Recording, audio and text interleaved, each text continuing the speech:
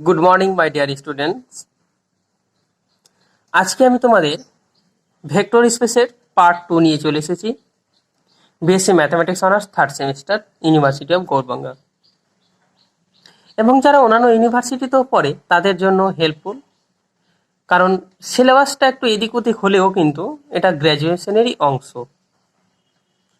তো আজকে আমরা যেটা পড়বো সেটা হচ্ছে লিনিয়ারলি ডিপেন্ডেন্স এবং linearly independence, that is linear dependence and linear independence.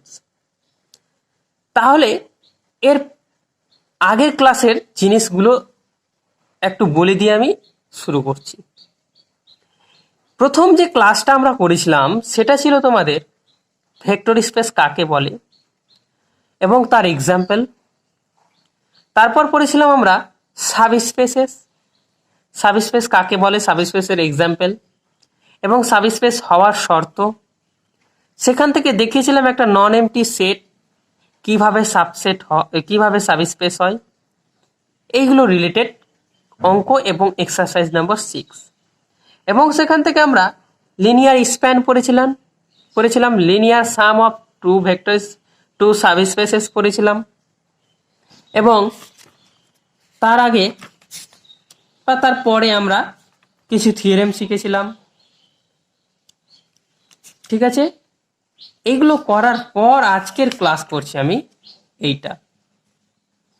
তো এই ক্লাসে মেইন ইম্পর্টেন্সটা হচ্ছে তোমার linearly dependence, that is linear dependence and linear ইন্ডিপেন্ডেন্সের ওপর। আমরা লিনিয়ার ডিপেন্ডেন্স বলতে কি বুঝি এবং লিনিয়ার ইন্ডিপেন্ডেন্স বলতে কি বুঝি। প্রিভিয়াস ক্লাসে আমরা শিখেছিলাম লিনিয়ার কম্বিনেশন কার, সাম ভেক্টরস, একটা ভেক্টর স্পেস থেকে কিছু সংখ্যক ভেক্টরস নিয়ে তার লিনিয়ার কম্বিনেশন পড়েছিলাম। তো এই লিনিয়ার কম্বিনেশন দিয়ে আমরা কি করব, লিনিয়ার ডিপেন্ডেন্স এবং লিনিয়ার ইন্ডিপেন্ডেন্সটা প্রকাশ করব। তাহলে দেখে নাও কি বলছে। A finite set of vectors alpha 1 alpha 2 dot dot করে alpha n of a vector space V F over a field F. একটা ভেক্টর স্পেস থেকে একটা ফাইনাইট ভেক্টরের একটা সেট নেওয়া হলো, is said to be linearly dependent in V, তাকে ওই ভিতে লিনিয়ারলি ডিপেন্ডেন্ট বলা হবে if there is some scalars c1 c2 dot dot করে cn, যদি সেখানে কিছু সংখ্যক scalar c1 c2 dot dot করে cn থাকে, নট অল জিরো, যারা কি একসাথে জিরো হবে না ইন এফ, সাচ দ্যাট, যাতে করে আমাদের কি হবে c1 alpha 1 plus c2 alpha 2 plus dot dot করে cn আলফা n। অর্থাৎ আমরা এই যে কম্বিনেশনটা পেলাম এটাকে বলা হয় লিনিয়ার কম্বিনেশন কার, আলফা 1 আলফা 2 ডট করে আলফা n। এই n খানা ভেক্টরের লিনিয়ার কম্বিনেশন যেটা পাচ্ছি সেটা কি হবে, ইকুয়াল টু থিটা হবে। তাহলে এই রিলেশনটা হোল্ড করলে আমরা এই ফাইনাইট ভেক্টরের সেটটাকে কি বলবো, লিনিয়ারলি ডিপেন্ডেন্স বলবো। এবং সেখানে যেটা সবচেয়ে মেইন ইম্পর্টেন্ট জিনিস হচ্ছে এইটা, এটা কথায় মাথায় রাখবে, নট অল জিরো। তার মানে আমরা এই যে n সংখ্যক স্কেলার্স নিচ্ছি c1 থেকে শুরু করে cn, এরা সবগুলো একসাথে কখনো জিরো হবে না। অর্থাৎ এই রিলেশনটা হোল্ড করবে, এবং এই রিলেশন হোল্ড করার সাথে সাথে এই যে স্কেলার্স গুলো পেয়েছি আমরা, এই স্কেলার্স গুলোর অ্যাটলিস্ট একটা নন জিরো হবে, বা একের বেশি হবে, বা n এর চেয়ে কম হবে, কিন্তু n সংখ্যক এক সময়ে তোমার জিরো হবে না। তখনই আমরা এই সেট অফ ভেক্টরসটাকে কি বলবো, লিনিয়ারলি ডিপেন্ডেন্ট। এবার লিনিয়ারলি ইন্ডিপেন্ডেন্সের ডেফিনেশনটা কি বলবো। লিনিয়ারলি ইন্ডিপেন্ডেন্সের ডেফিনেশনটা বলছে এই যে নট অল জিরো এটা হাওয়া হবে, নট অল জিরো এটা তুলবো এবং তুলে দিয়ে আমরা বলবো ইকুয়ালিটি হোল্ড করো, মানে সমস্ত স্কেলার্স গুলো জিরো হবে। তাহলে এটা সিম্পলি তোমাকে বলছি, এখান থেকে বলছি the set is said to be linearly independent in V if the equality 1, এই যে আমরা ইকুয়ালিটি 1 পেয়েছি, satisfied only when c1 equal to c2 equal to dot করে cn ইকুয়াল টু 0। তাহলে আমরা এই যে 1 নম্বর ইকুয়ালিটি সাইনটা পেয়েছি, এটা কখন হোল্ড করবে, কেবলমাত্র যখন প্রত্যেকটা স্কেলার্স জিরো হবে। বোঝা গেছে। তাহলে এটাকে আমরা যদি সেপারেট ডেফিনেশন হিসেবে লিখতে যাই তাহলে কি হবে দেখো, এ finite set of vectors alpha 1 alpha 2 dot dot করে alpha n of a vector space VF is said to linearly independent in V if there exists some scalars in F C1 C2 dot dot করে Cn such that C1 alpha 1 plus C2 alpha 2 plus dot dot করে Cn alpha n equal to theta implies C1 equal to C2 equal to C3 equal to dot dot করে Cn equal to 0। তাহলে বলছে একটা finite set of vectors এই যেগুলো আছে vector space ভিতে এটাকে লিনিয়ারলি ইন্ডিপেন্ডেন্ট বলবো ভিতে যদি সেখানে কিছু সংখ্যক স্কেলার্স থাকে C1 C2 Cn যাতে করে এই লিনিয়ার কম্বিনেশন ইকুয়াল টু 0 হবে সরি থিটা হবে এবং এটা ইমপ্লাইজ কি করবে C1 equal to C2 equal two C3 equal to dot করে Cn ইকুয়াল টু 0 অর্থাৎ এইটা হলেই কেবলমাত্র এই রিলেশনটা হোল্ড করবে তখন বলবো এই সেট অফ ভেক্টরসটাকে লিনিয়ারলি ইন্ডিপেন্ডেন্ট ইন ভি। ঠিক আছে, তারপরে দেখো আমরা একটা ইম্পর্টেন্স নোটস পড়ব। সেই নোটসটা কি বলছে, an arbitrary set S of vectors of a vector space V over a field F, মানে একটা যে কোনো সেট নেব এস, কার নেব ভেক্টরের নেব, ভেক্টর সেট নেব, যে কোনো সেট এস নেব যেটা কি হবে একটা ভেক্টর স্পেস থেকে নেওয়া।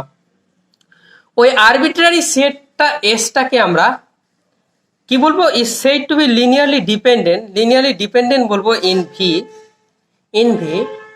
If there exist a finite subset of S which is linearly dependent in V. অর্থাৎ ওই সেটটারই, যে সেটটাকে, যে আরবিট্রারি সেটটা নেব সেই আরবিট্রারি সেট এসেরই একটা কি হবে ফাইনাইট সাবসেট থাকবে যেটা কি হবে linearly dependent in the vector space V. এবার আমরা একটা থিওরেম প্রুভ করব। থিওরেমটা দেখো কি বলছে, বলছে এ superset of a linearly dependent set of vectors of a vector space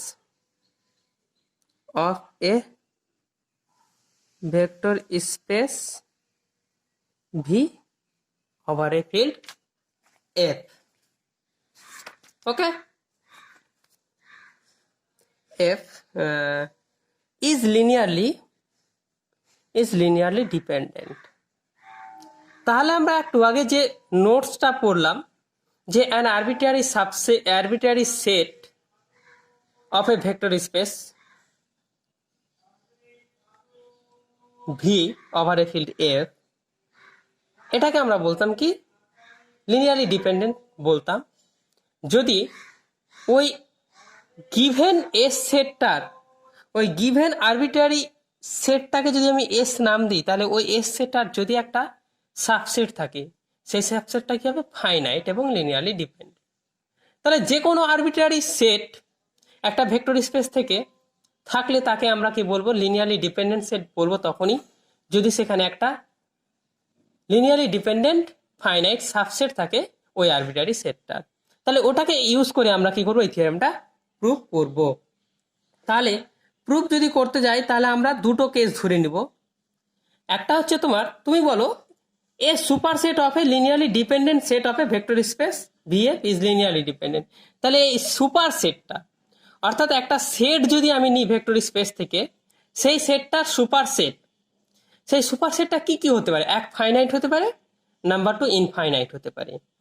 আর তার চেয়ে বড় কথা হলো যে সেটটার সুপার সেটটা নেব সেই সেটটা ইনফাইনাইটটা ফাইনাইট সেটা তো আমরা জানি না, সেই জন্য আমরা সুপার সেটটাকে এখানে একবার ফাইনাইট নিয়ে নেবো, একবার ইনফাইনাইট নিয়ে নেবো। তাহলে কেস ওয়ান কি করব, কেস ওয়ান আমরা ফাইনাইট নিয়ে নেবো। তাহলে কি করব, তাহলে আমরা যেটা বলবো case one, let S be a linearly dependent set of vectors in a set of vectors containing করে দেবো containing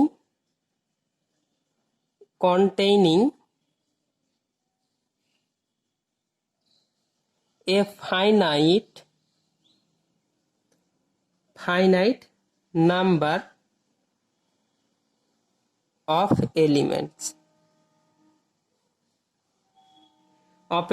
alpha 1 alpha 2 dot dot dot dot করে আলফা n, এটা আমরা ধরে নিলাম। এবার কি করব, let T be a superset of S, that is যে লিখতে পারি S is a subset of T, আমরা এটা লিখতে পারি। অর্থাৎ টি হবে সাবসেট আর এস হবে, সরি, এস হবে সাবসেট আর টি হবে এস এর সুপারসেট। নাও এবার আমরা কি জানি, নাও আমাকে দেখাতে হবে যে এস সেটটা কি হচ্ছে, সরি টি সেটটা কি হচ্ছে। টি সেটটা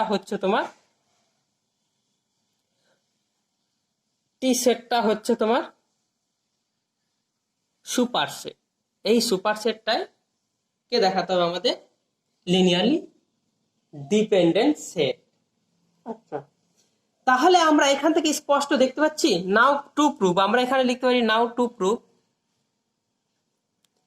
টি ইজ লিনিয়ারলি ডিপেন্ডেন্ট সেট। আচ্ছা, আমরা আগের যেটা নোটটা বললাম সেই নোট অনুযায়ী এখানে পাচ্ছি যে এস একটা ফাইনাইট সাবসেট পাচ্ছি টি এর, যেটা কি হচ্ছে linearly dependent. Since S is A finite subset of T which is linearly dependent হলো, therefore T is linearly dependent set in V। তাহলে দেখো আমাদের প্রথম পার্টটা কিন্তু ট্রু হয়ে গেল। এই প্রথম পার্টে আমি কি করলাম, প্রথম পার্টে করলাম একটা সুপারসেটকে আমাকে দেখাতে হবে ভেক্টর স্পেস ভি এর লিনিয়ারলি ডিপেন্ডেন্ট। তাহলে ভেক্টর স্পেস ভি থেকে নিব টিটা সুপারসেট, কোন একটা সেটের সুপারসেট, সেই সেটটাকে দেখাবো লিনিয়ারলি ডিপেন্ডেন্ট। তাহলে আমরা প্রথমে ভাববো যে একটা সুপারসেটটা নেব, তাহলে সুপারসেট, যার সুপারসেট নিব সেই সেটটা ফাইনাইট না ইনফাইনাইট, দুটো কেস হতে পারে। ওই জন্য আমরা কি করলাম, প্রথমে এস একটা কি করলাম, let S be a linearly dependent set of vectors containing a finite number of elements alpha 1 alpha 2 dot করে আলফা n। এবার কি করলাম, এই সেটটা এবার আমরা কি করব, সুপারসেট নেব। Let T be a superset of S, আমরা ধরলাম দ্যাট ইজ, তাহলে কি হবে, S be a subset of T হবে। এবার আমাকে দেখাতে হবে টি একটা linearly dependent set.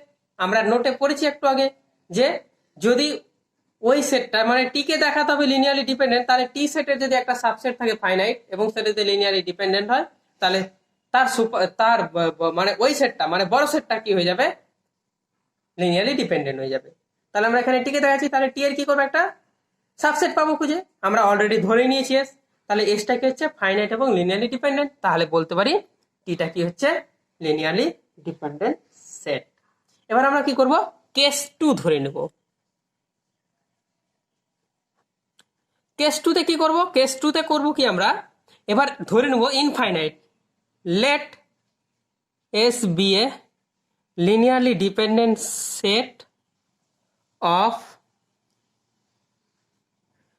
vectors containing infinite number of vectors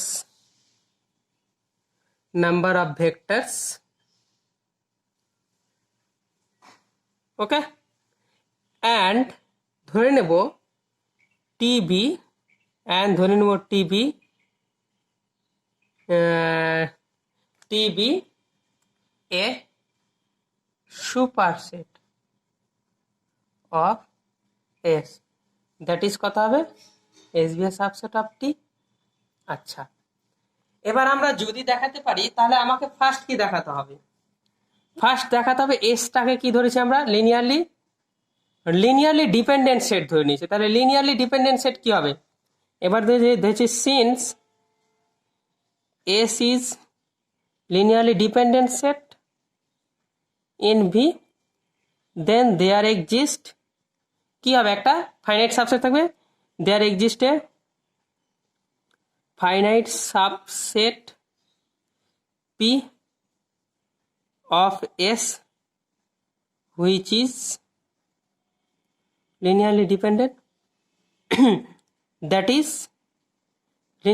is say P sorry P তো ধরে নিয়েছি আমরা, পি তো ধরে নিয়েছি, দ্যাট ইজ এ লিখতে পারি, দ্যাট ইজ কি হবে পি সাবসেট এস হবে। আবার এসটা কি আছে টি এর সাবসেট, তাহলে টি এর সাবসেট, তাহলে which implies P is a subset of T, that is পিটা কি ধরেছে লিনিয়ারলি ডিপেন্ডেন্ট ধরেছে এবং ফাইনাইট সাবসেট কার এস এর, তাহলে এটা পিও কি হবে, পিটাও কি হবে টি এর ফাইনাইট সাবসেট এবং লিনিয়ারলি ডিপেন্ডেন্ট হবে, দ্যাট ইজ কি বলতে পারি, that is T is linearly dependent set হলো। তাহলে আমরা কি করলাম, টিটাকে লিনিয়ারলি ডিপেন্ডেন্ট সেট হয়ে গেল, hence the theorem is done. তাহলে আমাদের এখানে থিওরেমটা কি হলো, ডান হয়ে গেল। এবার কি করব আমরা, পরের থিওরেম পড়বো। তাহলে পরের থিওরেমটা কি হবে, পরের থিওরেমটা এরকম হবে তোমার, পরের থিওরেমটা বলা হচ্ছে এ subset of a linearly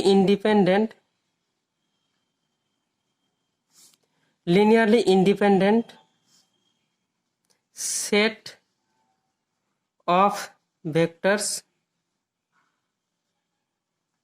in a vector space V over a field F is linearly independent। তাহলে বলছে একটা subset of a linearly independent set, মানে একটা লিনিয়ারলি ইন্ডিপেন্ডেন্ট সেটের সাবসেটটা কি হবে সবসময় লিনিয়ারলি ইন্ডিপেন্ডেন্ট হবে।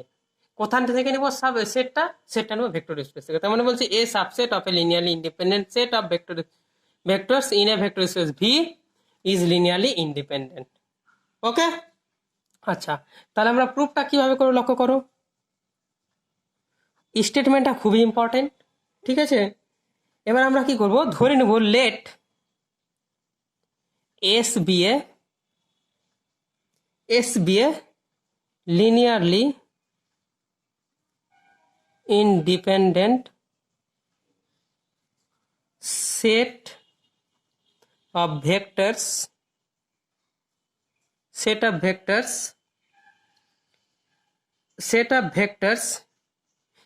a vector space VF।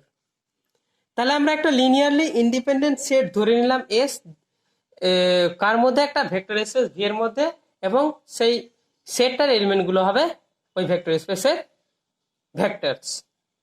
এবার আমরা কি ধরবো, লেট, এবার আবার আমরা ধরে নেব let P be a subset of S.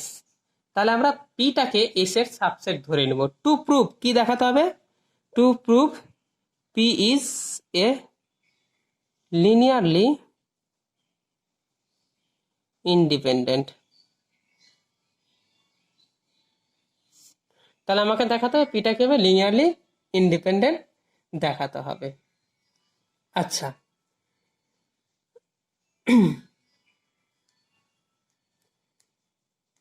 এবার এখান থেকে আমরা আসছি, নোটিস এখানে একটা জিনিস লক্ষ্য করো, হেয়ার কি হচ্ছে, পিটা কি হচ্ছে সাবসেট অফ এস। তাহলে দেন বলতে পারি, then S is the superset, S is a superset of P, and S is and it is given, and it has taken as linearly independent set in VF. Then we know that আমরা বলতে পারলি we know that there exists a subset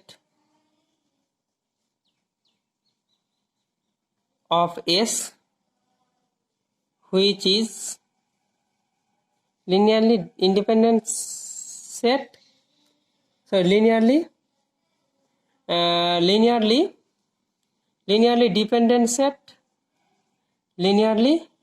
dependent set,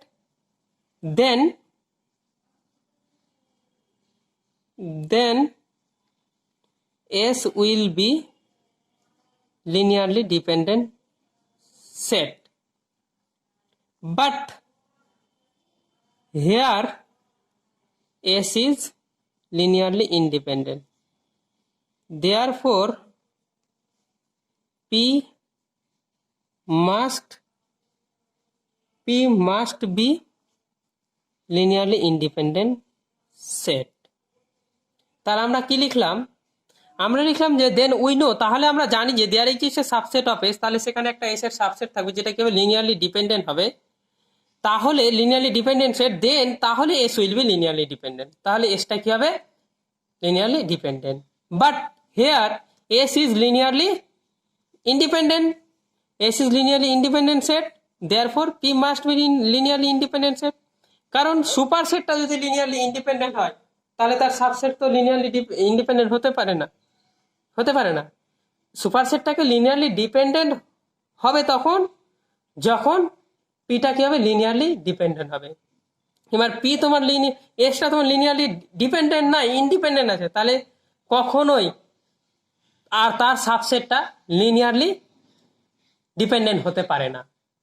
কারণ linearly dependent, কারণ এখানে আমরা যে পিটা ধরেছি সেই পিটা কি হচ্ছে এস এর সাবসেট এবং এস হচ্ছে এখানে super set.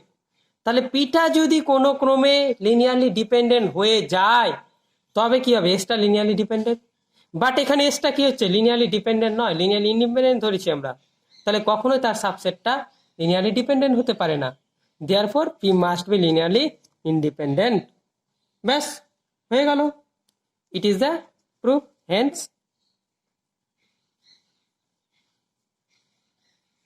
The theorem is done. তাহলে আমরা থিওরেমটা কি করলাম, করে ফেললাম। এবার আমরা একটা জিনিস লিখবো, এটা নোট দিয়ে লেখো তোমরা, নোট দিয়ে হবে এটা কি, the set phi is linearly independent set. কারণ ফাইটা কি হবে সবসময় লিনিয়ারলি ইন্ডিপেন্ডেন্ট সেট হবে। এরপর আমরা যে থিওরেমটা পড়বো সেটা হচ্ছে a set of vectors containing the null vector theta. একটা সেট অফ ভেক্টরস কি করছে, নাল ভেক্টর কন্টেইন করছে in a vector space V over a field F is linearly dependent. তাহলে কোনো একটা সেট, সেই সেটটা কি হবে একটা ভেক্টর স্পেসের এলিমেন্ট দ্বারা গঠিত হবে। সেই সেটটা বলছে কি যদি থিটা কন্টেইন করে, মানে নাল এলিমেন্ট যদি থিটা কন্টেইন করে ভেক্টর স্পেসের, তাহলে সেটা কি হবে লিনিয়ারলি ডিপেন্ডেন্ট সেট হবে। তাহলে এটা আমরা প্রুফ করব। তাহলে কিভাবে প্রুফটা করব সেটা দেখো। বলছে তাহলে আমরা ফার্স্ট কি করব, ফার্স্ট কাজটা করে নেব, একটা set let S equal to theta নিলাম, ঠিক আছে। A set of vectors containing the null vector theta in a vector space V over a field F is linearly dependent, এটা আমাকে দেখাতে হবে। তাহলে আমরা কি করলাম, একটা ট্রিভিয়াল সেট ধরে নিলাম। ট্রিভিয়াল সেট কি দিলাম, এস ইকুয়াল টু থিটা। তাহলে কি হতে পারে এটা, দেন তাহলে কি বলবো, দেন the set S is linearly dependent since, কেন বলতে পারবো, since the relation c theta equal to theta holds for a non-zero scalar C belongs to F. তাহলে তুমি দেখো আমরা এই সি থিটা ইকুয়াল টু কি লিখতে পারছি, থিটা লিখতে পারছি কখন, সিটা নট নন জিরো। তাহলে সি যদি নন জিরো হয় তাহলে আমরা কি পেয়েছিলাম, লিনিয়ারলি ডিপেন্ডেন্স থেকে কি পেয়েছিলাম, লিনিয়ারলি ডিপেন্ডেন্স থেকে পেয়েছিলাম যে স্কেলার গুলো অ্যাট ওয়াল নট জিরো, তার মানে সমস্তটা অ্যাট এ টাইম জিরো হবে না। তার মানে এখানে তো একটাই আছে, তাহলে এটা কি হবে, এটা নন জিরো হবে। তাহলে এটা নন জিরো হলে আমি কি বলতে পারি, যেটা লিনিয়ারলি ডিপেন্ডেন্ট হবে এই সেটটা, তাহলে লিনিয়ারলি ডিপেন্ডেন্ট লিখে দিয়েছি। এবার কি করব, এটা তো আমরা ট্রিভিয়াল নিলাম, ট্রিভিয়াল নন এমটি সাবসেট নিলাম বা নন এমটি সেট নিলাম, কোথা থেকে, ভিএফ। তাহলে এবার যদি বলি, এইবার যদি আমরা পরের কেসটা যদি ধরি, যেটা কি হচ্ছে ট্রিভিয়াল না, লেট, তাহলে এটা কি করব, এটাকে টি ধরলাম, let T be any arbitrary set of vectors containing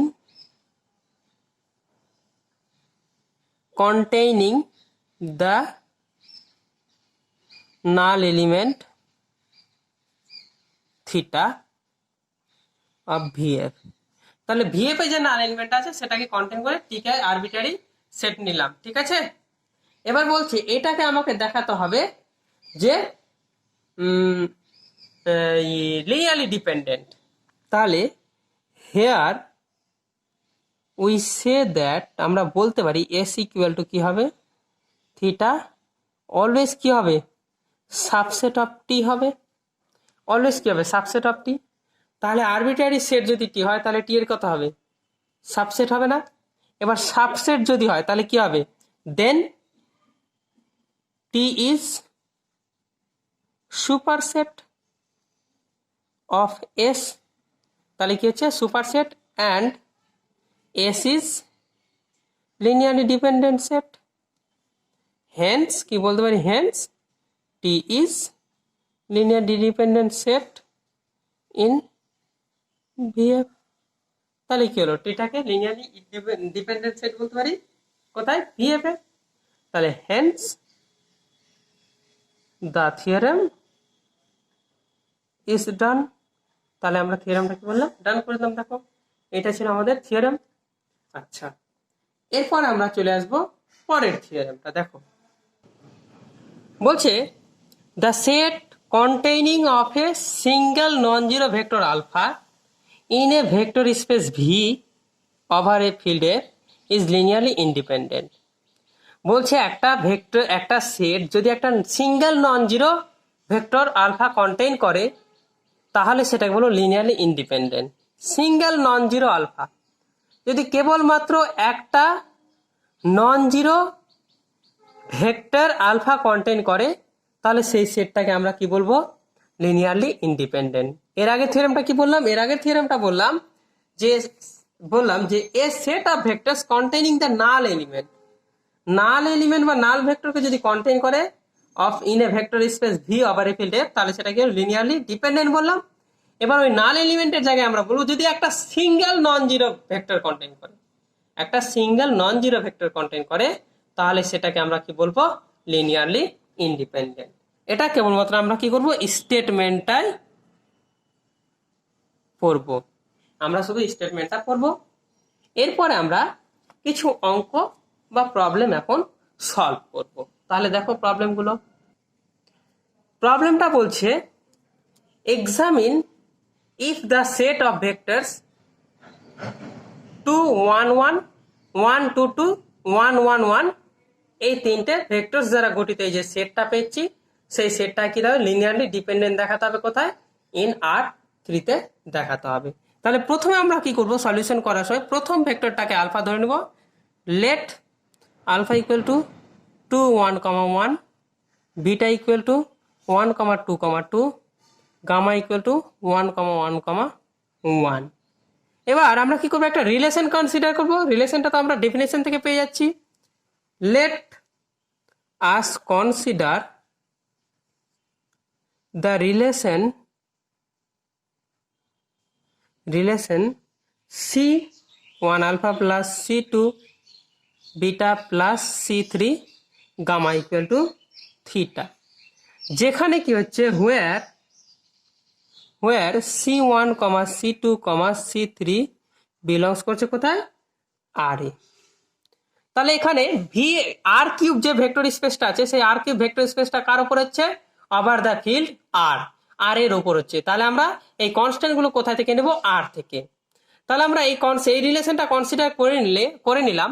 এই রিলেশনটা যদি ইমপ্লাইজ করে এই যে C1 C2 C3 যদি আছে, এই C1 C2 C3 যদি একই সাথে জিরো না হয়, মানে অ্যাটলিস্ট তাদের মধ্যে যদি একটা নন জিরো খুঁজে পাই, তাহলে সেটাকে কি বলবো লিনিয়ারলি ডিপেন্ডেন্ট বলে দেবো এই সেট অফ ভেক্টরসটাকে।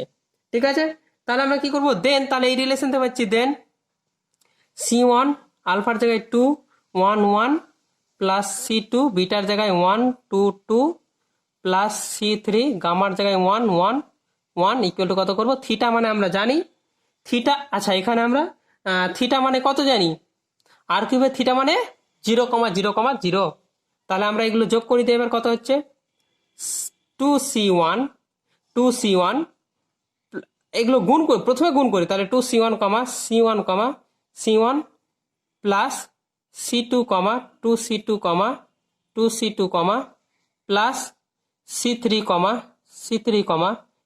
ইকুয়াল টু কত হবে 0,0,0।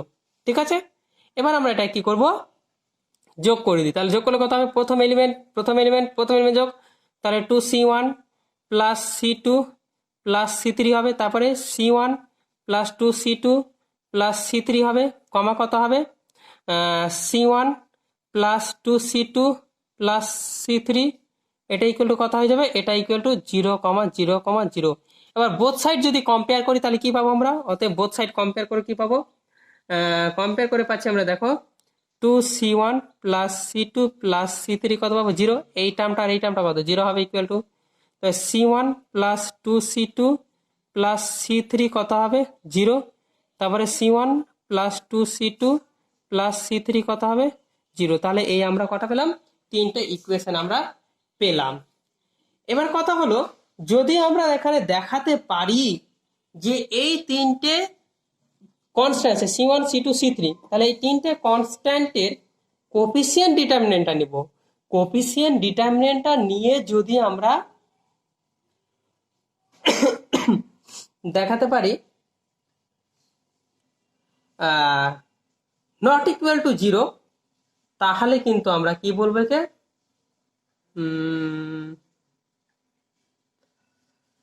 একটা ইউনিক সলিউশন থাকবে। আর যদি আমরা ইকুয়াল টু 0 দেখিয়ে দিই তাহলে বলবো ইউনিক সলিউশন থাকবে না। আর একটা ইউনিক সলিউশন যখন থাকবে তখন কি হবে C1 equal to C2 equal two C3 equal to 0 হওয়ার সম্ভাবনাটা আছে, মানে 0 হবে। ঠিক আছে, কিন্তু আমরা ওটা পরে করব, আগে ইন জেনারেলটা করি। এই তিনটে ইকুয়েশন সলভ করে আমাকে কি করতে হবে C1 C2 C3 মানটা আমাকে বের করতে হবে। ঠিক আছে, এবার আমরা যদি কোফিসিয়েন্টটা ডিটারমিনেন্টটা নিয়ে যদি 0 দেখাতে পারতাম তাহলে সেটা বলতাম লিনিয়ারলি ডিপেন্ডেন্ট বলে দিতাম, বলা যাবে। ঠিক আছে, কিন্তু যদি কোফিসিয়েন্টের ডিটারমিনেন্ট নট ইকুয়াল টু 0 হয় তাহলে বলবো সেটা লিনিয়ারলি ইন্ডিপেন্ডেন্ট হবে। সেটা পরে আসবো অবশ্য। তো চলো আমরা প্রথম দুটো ইকুয়েশন থেকে কি করি সলভ করি। তাহলে প্রথম দুটো ইকুয়েশন থেকে আমরা কি করব সলভ করব। কিরকম করে সলভ করা যায় তাহলে বলো দেখি। তাহলে প্রথম দুটো থেকে বজ্র গুণন পদ্ধতি করব, cross multiplication C1 plus C2 plus C3, C1 plus 2C2 plus C3, এটা ইকুয়াল টু 0, এটা ইকুয়াল টু 0। তাহলে প্রথমে কি C1 নিব বাই C2 নিব C3 নিব, বাই করলাম। আচ্ছা, তাহলে এটা ক্রস মাল্টিপ্লিকেশন করলে কত হয় দেখো, এর কনস্ট্যান্ট এর কোফিসিয়েন্ট গুণ করবো, তাহলে 1 মাইনাস কি করবো এর কোফিসিয়েন্ট গুণ এর কোফিসিয়েন্ট -2। আচ্ছা এবার কি করবো এটাকে ঢেকে দেবো, তাহলে এর কোফিসিয়েন্ট নেবো 1 আর এর কোফিসিয়েন্ট নেবো কত -2, মানে C1 এর কোফিসিয়েন্ট ইন্টু C3 কোফিসিয়েন্ট কত হলো -2। এবার কি করবো C3 নেবো, তাহলে এটাকে ঢেকে দেবো। তাহলে এবার কি করবো প্রথমে ওপর এটা ঢেকে দিয়ে নিচ থেকে নেমেছিলাম, এটা থেকে নিয়ে ওপর নিয়ে, এবার এটা থেকে নিয়ে ওপর নিয়ে নামবো, তাহলে 2 দুগুণে 4 মাইনাস কত হবে C1 এর কোফিসিয়েন্ট ইন্টু C2 এর কোফিসিয়েন্ট 1।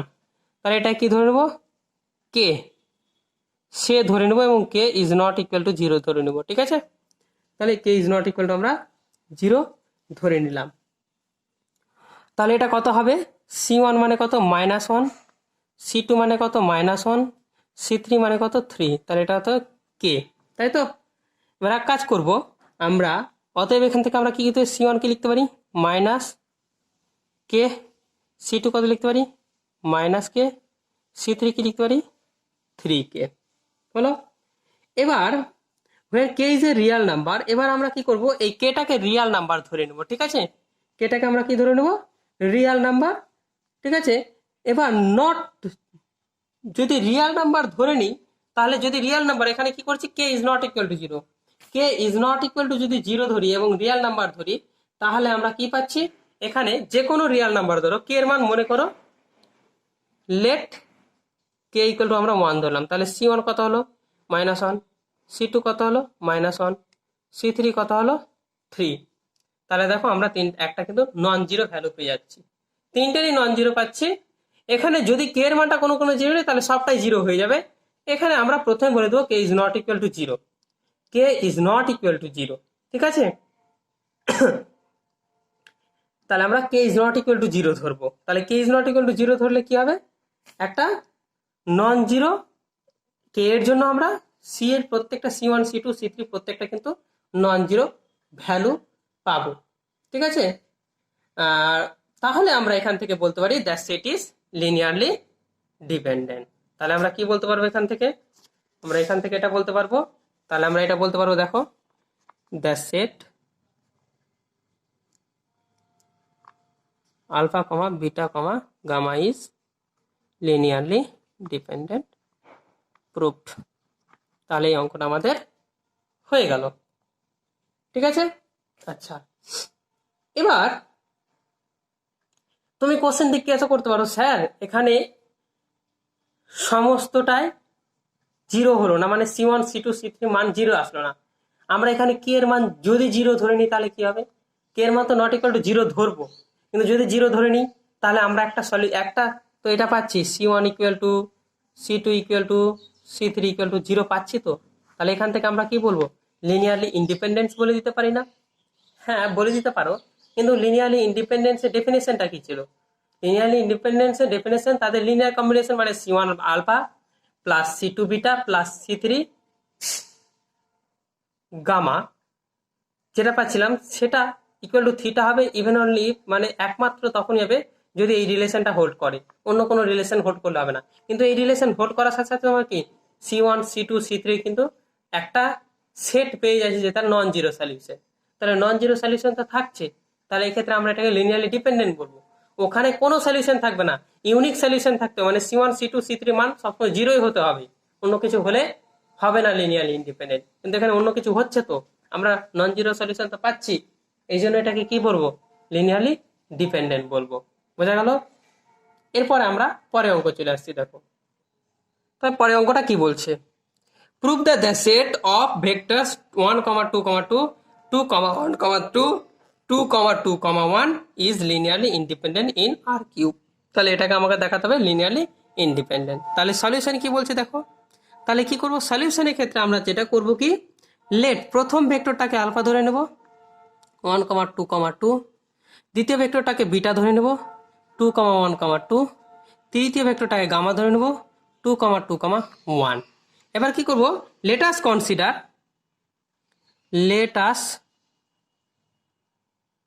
consider the relation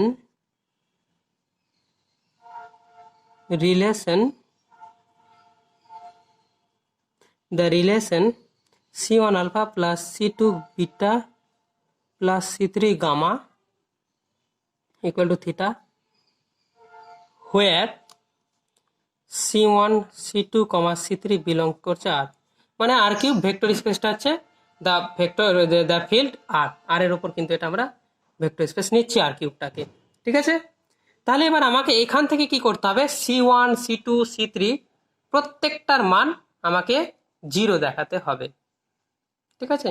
তাহলে কিন্তু জিরো দেখালে আমরা বলে দেবো এই সেট অফ ভেক্টরসটাকে হচ্ছে লিনিয়ারলি ইন্ডিপেন্ডেন্ট। তাহলে চলো আমরা ডিটেলসে করে দিই কি হচ্ছে। অতএব c1 আলফার মান কত হচ্ছে 1, 2, 2 plus c2 2, 1, 2 plus c3 2, 2, 1 equal to theta. তাহলে আর কিউবের থিটার মান কত 0, 0। তাহলে একই রকমভাবে যোগ করো কত হবে c1, 2c1 প্রথমে আমরা গুণ করে দেবো, তারপরে কিন্তু যোগ করব, কমা 2c1 plus 2c2 comma c2 comma 2c2 plus 2c3 comma 2c3 comma c3 equal to কত হবে 0,0,0।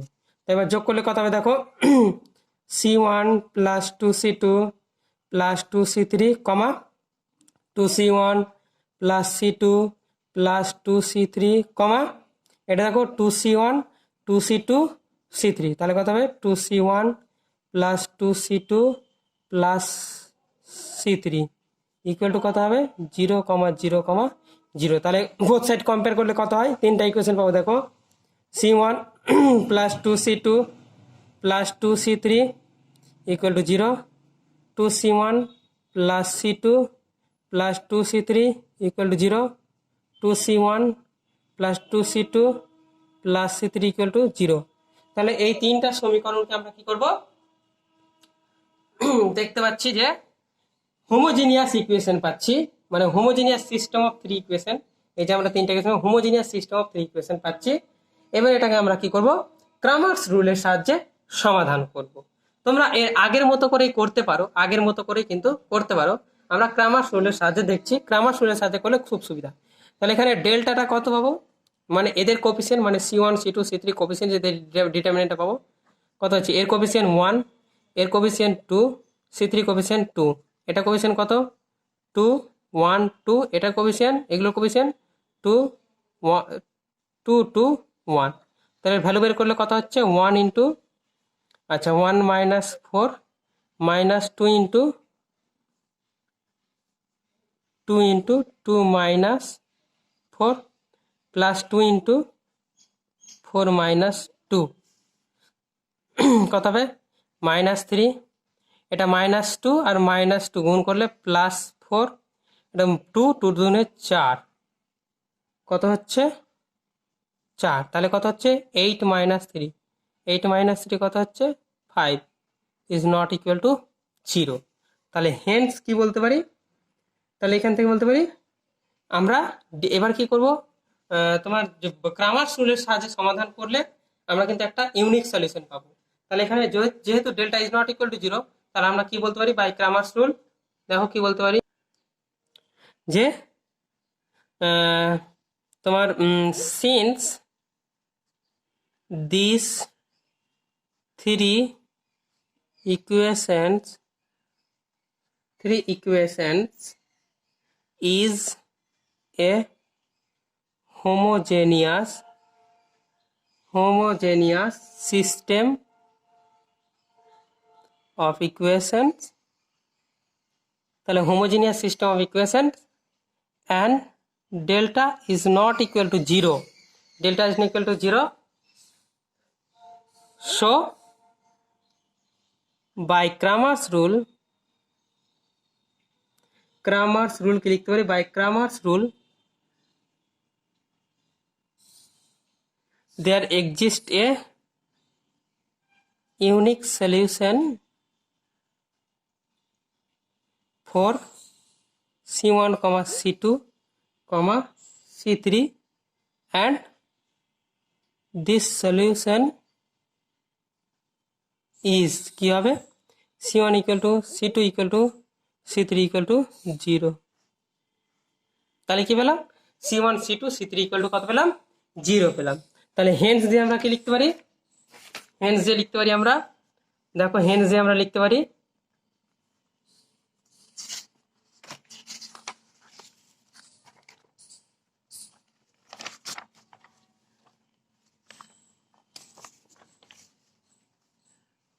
তাহলে হেন্স দিয়ে কি লিখতে পারি, হেন্স লিখতে পারবো hence the given set of vectors alpha, beta, gamma is linearly independent। ব্যাস এই ছিল আজকের আমার অঙ্ক।